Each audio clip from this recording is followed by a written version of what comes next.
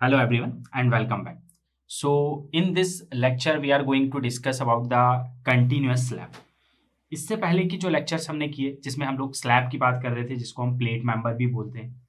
तो जो plate member होता है या जो स्लैब होता है जो कि आपका रूफ भी हो सकता है जो कि आपका फ्लोर भी हो सकता है, उसमें वन बे स्लैब को कैसे डिज़ाइन करते हैं वो हम डिस्कस कर चुके हैं। उसमें टू बे स्लैब को कैसे डिज़ाइन किया जाता है उसको भी हमने डिस्कस कर लिया। बट यहाँ पे हम जो बात करने वाले हैं वो कंटिन्यूस स्लैब की बात करें। कंटिन्यूस स्लैब का मतलब क्या होता है? तो अगर मैं इसको डिफाइन करूं तो suppose a slab is supported at the ends and also eight intermediate points on beams the maximum sagging and hogging moments to which the slab is subjected to due to the uniform distributed load। ठीक, इसका मतलब क्या है? मान लीजिए मैंने आपको बोला कि एक स्लैब है लाइक दिस, ये मान लीजिए एक स्लैब है, ये स्लैब है। ठीक, ये यहां पर सपोर्ट कर रही है किसी बीम के थ्रू, इसके इस एंड पे, और साथ में इस एंड पे भी यहां पर भी किसी बीम के थ्रू सपोर्ट कर रही है। इसके बाद मान लीजिए कंटिन्यू या एंड है, इसको एंड मान लीजिए। अब मैंने मान लीजिए इसके इंटरमीडिएट पे भी सपोर्ट लगा दिया, एक बीम यहां भी आ गया, एक बीम यहां भी आ गया, तो ये क्या हो गया? एक बीम यहां भी आ गया, तो ये क्या हो गया? ये आपका एक कंटिन्यूस स्लैब हो गया। ये कौन सा स्लैब हो गया? ये आपका कंटिन्यूस स्लैब हो गया। क्यों? क्योंकि इसमें सपोर्ट यहां भी है, फिर सपोर्ट यहां भी है, फिर सपोर्ट यहां भी है, फिर सपोर्ट यहां भी है, फिर सपोर्ट यहां भी है। और मान लीजिए कि इसके ऊपर जो लोड लगा है वो कोई एक यूडीएल लगा है, यूनिफॉर्मली डिस्ट्रीब्यूटेड लोड लगा है, जो कि W किलो न्यूटन पर मीटर स्क्वायर के बेसिस पे इसको काउंट किया जाता है। ठीक, ये इसकी लेंथ L होगी, ये लेंथ L है, ये भी लेंथ L है, मान लीजिए ये भी L है। तो जब इस कंटिन्यूस स्लैब की मैं बात करूंगा जिसपे नंबर ऑफ सपोर्ट है, क्योंकि इसके एंड सपोर्ट के बीच में भी नंबर ऑफ सपोर्ट दिए हैं, इंटरमीडिएट पॉइंट पे भी सपोर्ट दिए हैं, तो हम इसको कंटिन्यूस बोलेंगे। तो जब ये कंटिन्यूस स्लैब पे कोई लोड एक्ट करेगा तो इसकी वजह से जो मूवमेंट जनरेट होता है वो मूवमेंट कुछ इस तरीके से जनरेट होता है। कैसे होगा? ये आपका एक पॉइंट हुआ, ये पॉइंट हुआ, ये पॉइंट हुआ, ये पॉइंट हुआ, मान लीजिए ये पॉइंट हुआ, मीन्स सपोर्ट हो गया। तो इस पे जब ये लोड लगेगा तो मूवमेंट कैसे जनरेट होगा? यहाँ पे ये एंड पे एक पॉजिटिव मूवमेंट आएगा, फिर यहाँ पे एक नेगेटिव मूवमेंट आएगा, फिर ये पॉजिटिव मूवमेंट आएगा, फिर ये नेगेटिव मूवमेंट आएगा, फिर पॉजिटिव आएगा, फिर नेगेटिव आएगा, फिर पॉजिटिव आगे कुछ ऐसे जाएगा। मीन्स यहाँ पे एक पॉजिटिव मूवमेंट डेवलप होगा जो कि कहा जाता है WU_L² के बराबर होगा। जो कहाँ पे आ रहा है? मान लीजिए कि ये आपकी जो है वो कौन सी स्पान है? ये आपकी एंड स्पान है, एंड स्पान है। तो एंड स्पान के जो सेंटर पे मूवमेंट डेवलप होगा, और क्योंकि मैं इसको पॉजिटिव बोल रहा हूँ, पॉजिटिव क्योंकि ये ऊपर की तरफ बैंड हो रहा है, तो हम इसको पॉजिटिव ले रहे हैं, और जो नीचे की तरफ बैंड हो रहा है उसको हम नेगेटिव कंसीडर करते हैं। तो जब ये लोड लगेगा तो क्योंकि अगर ये सपोर्ट है तो इस बेसिस पे ये ऊपर की तरफ बैंड हो रहा है, पॉजिटिव मूवमेंट आ रहा है, तो उस कंडीशन में क्या होगा कि यहाँ पे जो मैक्सिमम मूवमेंट डेवलप होगा वो WU_L² के बराबर होता है। वहीं इस सपोर्ट पे, ये वाली जो सपोर्ट है, इस सपोर्ट पे यहाँ मैक्सिमम मूवमेंट डेवलप होगा, और ये जो मूवमेंट होता है ये होता है WU_L² के बराबर।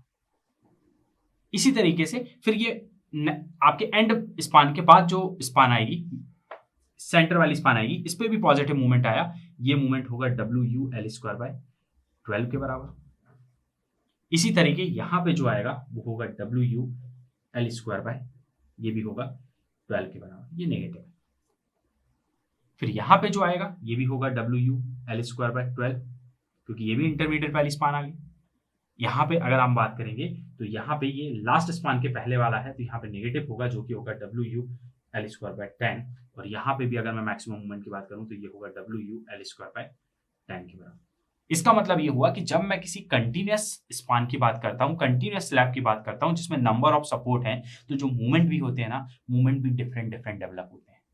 लास्ट स्पान के सेंटर पे कुछ अलग मूवमेंट आता है, लास्ट स्पान से सेकंड लास्ट जो सपोर्ट होता है उस पर कुछ अलग मूवमेंट आता है, फिर इंटरमीडिएट स्पान के सेंटर पे कुछ और आता है, उसके सपोर्ट पे कुछ और मूवमेंट डेवलप होता है। इस तरीके से डिफरेंट टाइप के मूवमेंट डेवलप होता है। और अभी तक अगर मैं वन वे स्लैब की बात कर रहा था तो उसमें मैंने आपको बोला कि वन वे स्लैब में सिर्फ शॉर्टर स्पान पे मूवमेंट आएगा, दैट इज WL²/8। एक ही मूवमेंट आ रहा था जो उसके सेंटर पे आ रहा था, वो मैक्सिमम था। वहीं अगर मैं टू वे स्लैब की बात कर रहा था तो मैंने बोला बोथ डायरेक्शन में डबल स्पानिंग में मूवमेंट ट्रांसफर होगा, शॉर्ट स्पान पे या लॉन्ग स्पान पे, और वो दो फॉर्मूले सीधे मैंने बता दिए कि शॉर्ट स्पान पे इतना जाएगा, लॉन्ग स्पान पे इतना जाएगा। कौन बताएगा? ये हमें अल्फा एक्स और अल्फा वाई बताएगा कि कितना कितना मैग्नीट्यूड ट्रांसफर होने वाला है। बट कंटिन्यूअस में ऐसे नंबर ऑफ मूवमेंट्स को पहले देखा जाता है। तो बेसिकली एक ये जो मेथड है ये फर्स्ट मेथड है जिसमें हम लोग क्या हो रहा है, डायग्राम बना रहे हो, इससे अलग अलग हमने मूवमेंट देख लिए।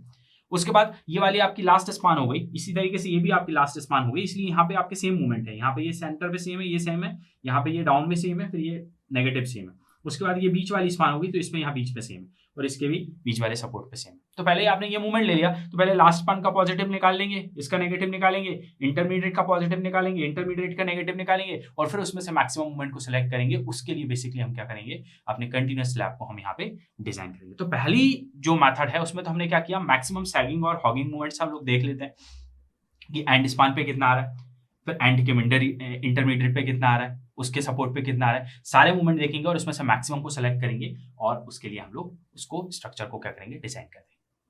तो एक मेथड तो ये। इसी तरीके से इसमें एक और सेकंड मेथड भी है, सेकंड मेथड जो basically as per the IS code हमें सजेस्ट करता है।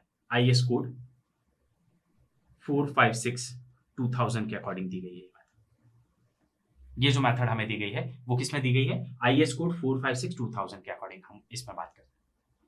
तो इस मेथड में क्या होता है, यहां पे हम लोग जो है एक WD यूज करते हैं। WD मतलब क्या होता है, intensity of factor dead load. Dead load की इंटेंसिटी होती है। इसी तरीके से WL यूज किया जाता है, factored live load. Factored live load हम WL के नाम से यहाँ पे यूज करते हैं। और यहाँ पे क्या है, तो आईएस कोड ने हम लोगों को डेड लोड और लाइव लोड के बेसिस पे एक टेबल दिया हुआ है, कुछ इस तरीके से एक टेबल दिया हुआ है जिसमें बाइंडिंग मोमेंट पहले दे दिया ड्यू टू डेड लोड, फिर यहाँ पे बाइंडिंग मोमेंट दे दिया ड्यू टू लाइव लोड। ठीक, इसके बाद इस तरीके से चार आपके कॉलम्स आ जाएंगे जिसमें यहाँ पे जो बात कर रहा है वो बात कर रहा है मिड ऑफ एंड स्पान। यहाँ पे जो बात कर रहा है वो बात कर रहा है मिड ऑफ एंड स्पान की। फिर यहाँ पे जो बात करेगा वो बात करेगा आपकी एंड स्पान के बाद जो सपोर्ट होती है, मतलब सेकंड लास्ट जो सपोर्ट होती है, सेकंड लास्ट, ये लास्ट वाली है, उससे पहले जो सेकंड लास्ट होगी, तो सेकंड लास्ट वाली जो सपोर्ट होगी